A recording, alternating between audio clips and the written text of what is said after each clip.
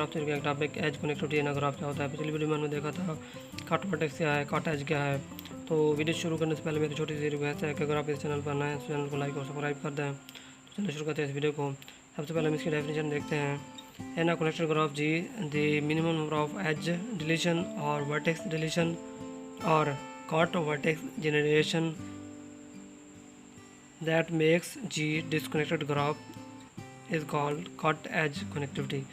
Mean किसी भी graph में जो minimum number of edge deletion है या वर्टेक्स डिलीशन है या कट वर्टेक्स जो जनरेशन है वो ग्राफ को अगर डिस्कनेक्ट कर दे तो इसको हम क्या कहते हैं, एज कनेक्टिविटी ऑफ ग्राफ। तो इसके हम एग्जांपल को देखते हैं कि हमारे पास क्या है।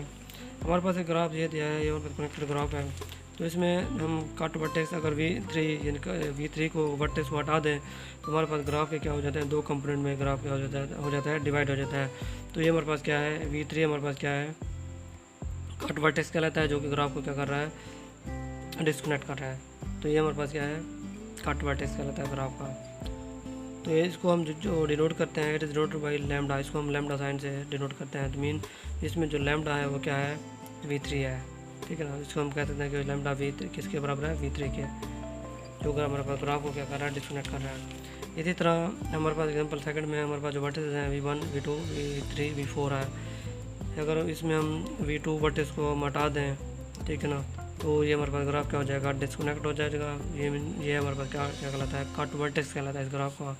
तो इसमें मीन लैम्डा क्या है, हमारे पास V2 है, ठीक है ना।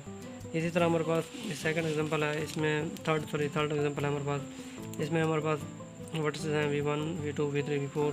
इसमें अगर हम V2 वर्टेक्स को अगर हम हटा दें तो हमारे पास ग्राफ क्या हो जाएगा, डिस्कनेक्ट हो जाएगा। तो ये हमारे पास क्या जो हमारे पास इसमें लैम्डा है वो क्या है, V2 है, ठीक है ना।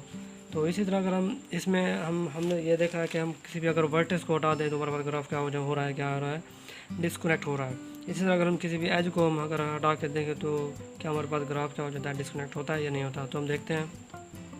इसी तरह अगर हम इस एग्जांपल में हम एज E1 को हटा दें, ठीक है ना, तो हमारे पास एक कंपोनेंट ये हो जाएगा और एक कंपोनेंट ये हो जाएगा V1। तो हमारे पास ग्राफ क्या हो जाएगा, डिस्कनेक्ट हो जाएगा। इसी तरह अगर हम सेकंड एग्जांपल में किसी भी एक एज को हटा दें, E1 को हटा दें, तो हमारे पास ग्राफ के दो कंपोनेंट हो जाएंगे, एक ये सा हो जाएगा और एक ये सा अलग हो जाएगा, V1 अलग हो जाएगा। तो इसमें दो कंपोनेंट हो जाएंगे। तो ये हमारे पास ग्राफ कौन सा ग्राफ होगा, डिस्कनेक्ट ग्राफ होगा। इसी तरह थर्ड एग्जांपल में अगर हम किसी भी एज E4 को हम अगर हटा दें तो हमारे पास ग्राफ क्या हो जाएगा, डिस्कनेक्ट, यानी कि दो कंपोनेंट में डिवाइड हो जाएगा। तो हमारे पास ये क्या हो जाएगा, डिस्कनेक्ट हो जाएगा, डिस्कनेक्टेड ग्राफ कहलाएगा। तो इसको हम क्या कहते हैं, एज कनेक्टिविटी ऑफ ग्राफ कहते हैं। तो ये थी हमारी आज की वीडियो। अगर इस वीडियो में कोई बात समझ ना आई हो तो आप मुझसे कमेंट सेक्शन में पूछ सकते हैं। Thanks for watching this video.